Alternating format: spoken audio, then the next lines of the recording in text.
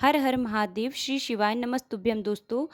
आज मैं आप लोगों को हरतालिका तीज व्रत कथा की विधि और उसकी कथा बताने वाली हूँ। तो चलिए शुरू करते हैं। इस व्रत को स्त्रियों को भाद्रपद शुक्ल पक्ष की तृतीया को करना चाहिए। जिस दिन मुहूर्त भर भी तृतीया हो, उस दिन इस गौरी व्रत का विधान है। कुछ विद्वान इसे तृतीया और चतुर्थी मिली हो उस दिन का उत्तम अनुष्ठान बताते हैं। इस व्रत को सधवा और विधवा दोनों ही कर सकती हैं। सधवा अपने अखंड सुहाग के लिए और विधवा शिवलोक की प्राप्ति के लिए करती हैं ये व्रत। देश में ये रहेगा। व्रत अलग अलग क्षेत्रों में अलग अलग नाम से और अपने यहाँ की परंपरा के अनुसार होता है, लेकिन विशेष बात यह है कि यह उमा महेश्वर शिव पार्वती का ही व्रत होता है और कहीं कहीं तो माता पार्वती की विशेष पूजा अर्चना की जाती है। महादेव जी ने स्वयं इस व्रत हरतालिका के विषय में पार्वती जी को बताया है कि तुम्हारी सखी तुमको हरण करके पिता के घर में से वन में ले गई थी, अतः तुम सखी द्वारा हरी गई हो। इससे इसका नाम हरतालिका हुआ। और जिस दिन तुमने यह व्रत पूजन किया था, उस दिन हस्त नक्षत्र युक्त तीज का सोमवार का दिन था, अतः सोमवार और हस्तयुक्त तीज को अनुष्ठान होने पर यह व्रत राज उत्तमोत्तम फल की प्राप्ति करता है। इस व्रत में स्त्रियां का मनोरथ पूर्ण होता है और सुख सौभाग्य की वृद्धि होती है। इस व्रत को सर्वप्रथम पति रूप में महादेव जी को प्राप्त करने के लिए हिमाचल पुत्री गौरी ने किया था। इससे यह गौरी व्रत के नाम से भी विख्यात है। इस व्रत को उमा और महेश्वर दोनों ही प्रसन्न हो व्रती को मनवांछित वस्तु का प्रदान करते हैं और उन्हें शिवलोक की प्राप्ति कराते हैं। इस व्रत को विधि पूर्वक करने के लिए व्रती स्त्री को प्रातः ब्रह्म मुहूर्त में उठकर नियम पूर्वक निवृत्त होकर शंकर पार्वती का ध्यान करके संकल्प करना चाहिए कि मैं आज हरतालिका व्रत का श्रद्धा पूर्वक पूजन अनुष्ठान करूंगी। इससे उपरांत स्नान आदि से पवित्र हो अपने घर में पूजा घर को कदली स्तंभ एवं वंदनवार से सजाएं और वहां गौरी युक्त महादेव जी की प्रतिमा, शिवलिंग अथवा गौरी शंकर का सुंदर चित्र पवित्र वेदी पर स्थापित करें। शिव पार्वती का आवाहन करते हुए भक्ति पूर्वक विधि से पूजन अर्चन करें और इसकी कथा को अपने पति सहित सुने और सुनावें। अंत में फल फूल नैवेद्य से पूजा करें, बारंबार नमस्कार करें और कहें, हे शिवा, हे कल्याणी, आपको नमस्कार है। ब्रह्म रूपिणी जगत माता, हे सिंहवाहिनी, संसार के भय तपो में हमारी रक्षा करो। इस प्रकार शिव जी के साथ गौरी की पूजा करके आरती निराजन करें और फिर रात्रि को जागरण करें और फिर अन्न का दान भी करना चाहिए। इस दिन व्रत की समस्त विधि स्वयं महादेव जी ने जो जगत माता पार्वती को बताई, उसे कथा के अंत में दिया गया है, उसका पालन करना चाहिए हमें। आइए हरतालिका तीज का व्रत कथा आप लोगों को सुनाते हैं। मंदार के फूलों की माला से गुथी वेदी और दिव्य वस्त्रों से सुसज्जित माँ पार्वती जी तथा जटाओं पर शोभित अर्धचंद्र कपालों की माला धारण किए दिगंबर शिव को मैं नमस्कार करती हूँ। एक समय परम पवित्र भूमि कैलाश पर्वत पर विशाल वट वृक्ष के नीचे भगवान शिव, माता पार्वती एवं सभी गणों सहित अपने बाघंबर पर विराजमान थे। बलवान वीरभद्र, भृंगी, श्रृंगी, नंदी आदि अपने अपने पहरों पर सदाशिव के दरबार की शोभा बढ़ा रहे थे। गंधर्व, किन्नर, ऋषिगण शिव भगवान की विविध अनुष्टुप छंदों में स्तुति गान कर विभिन्न प्रकार के वाद्यों को बजाने में संलग्न थे। उसी सुअवसर पर माता पार्वती जी ने भगवान शिव से दोनों हाथ जोड़कर प्रश्न किया कि हे महेश्वर, मेरे बड़े सौभाग्य हैं जो मैंने आप सरीखे अर्धांगी पति को वरण किया। यदि आप प्रसन्न हो तो क्या मैं जान सकती हूँ कि मैंने वह कौन सा पुण्य दान किया है जिससे आप जैसे जगत के स्वामी पति रूप में मुझे प्राप्त हुए। आप अंतर्यामी हैं, यह मुझ दासी को बताने की कृपा करें। तब पार्वती जी की ऐसी प्रार्थना सुनकर शिव जी बोले, हे हे वराननी, उस समय तुमने एक अति उत्तम पुण्य का संग्रह किया था, जो एक अति गुप्त व्रत है, जिसे तुमसे कहता हूँ। यह व्रत भाद्रपद मास के शुक्ल पक्ष की तीज का व्रत है, जो हरतालिका के नाम से प्रसिद्ध है। यह व्रत जैसे तारागणों में चंद्रमा, नौ ग्रहों में सूर्य, वर्णों में ब्राह्मण, नदियों में गंगा, पुराणों में महाभारत, वेदों में साम, इंद्रियों में मन, ऐसा यह व्रत श्रेष्ठ है। जो तीज हस्त नक्षत्र युक्त पड़े तो वह और भी महान पुण्यदायक होता है। ऐसा सुनकर श्री पार्वती जी ने पूछा, हे महेश्वर, मैंने कब और कैसे यह व्रत किया था, विस्तार के साथ श्रवण करने की इच्छा है। इतना सुन भगवान शंकर बोले कि हे उमा, भारतवर्ष के उत्तर में यह जो हिमालय श्रेष्ठ पर्वत है, यह नाना प्रकार के धन संपदा, खनिज, वनस्पति, औषधियों से युक्त है। यह हिम शिखरों वाली चोटियों रूपी भुजाओं से आकाश को छूता है और गंगा के कल कल शब्दयामान रहता है। यहाँ नाना प्रकार के पशु पक्षी विचरते हैं। इसके राजा का नाम हिमांचल था। वहाँ उनके गृह में तुम भाग्यवती रानी मैना से पैदा हुई थी। तुमने बाल्यकाल से ही मेरी आराधना करना आरंभ कर दिया था।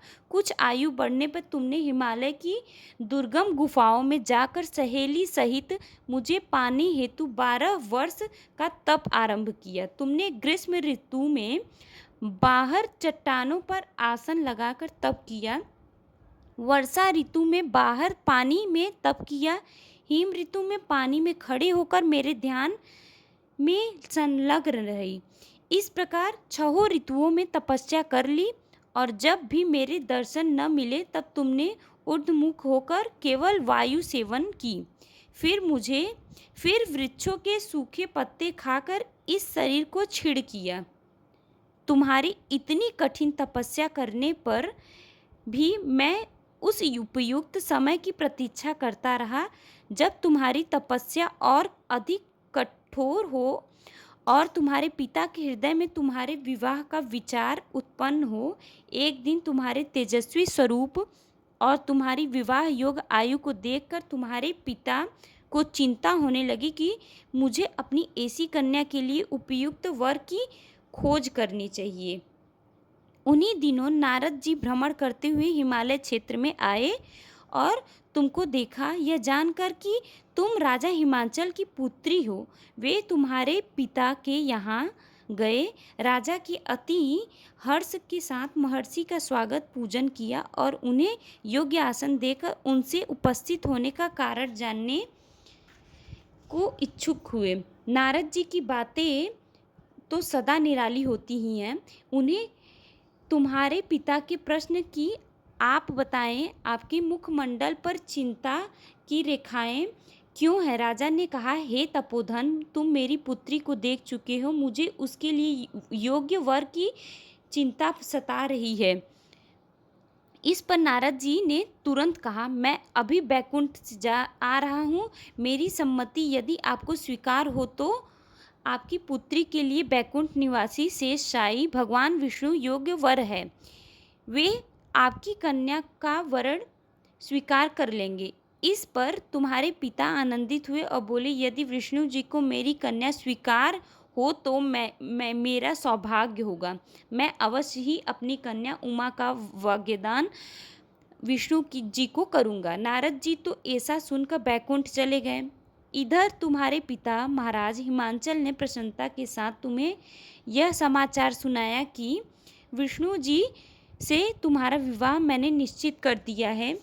ऐसा सुनते ही तुमने महान दुख में अपने को पाया और पिता के चले जाने के पश्चात तुम अत्यंत व्याकुल हो विलाप करने लगी, प्राण त्यागने की बात सोचने लगी। जब तुम्हारी सखी ने तुम्हें इस प्रकार सुखी दुखी देखा तो कारण पूछा। तुमने अपनी सखी को सब वृत्तांत बताया और कहा कि तुम जानती हो कि मैंने कैलाशपति महादेव के लिए तप किया है और मैं उनको अपना पति मान चुकी हूँ, अतः मैं प्राण त्याग के अतिरिक्त और क्या करना चाहूँगी। तब तुम्हारी सखी ने तुम्हें सांत्वना देते हुए कहा कि हे देवी, तुम प्राण त्यागने की क्या क्यों सोचती हो? मैं तुम्हें ऐसे स्थान पर ले चलूंगी जहाँ आपको आपके पिताजी अथवा कोई अन्य खोज न सकेगा। वहाँ तुम तपस्या में तब तक लीन रहना जब तक कि महेश्वर प्रसन्न न हो और तुम्हारा वरण न कर ले।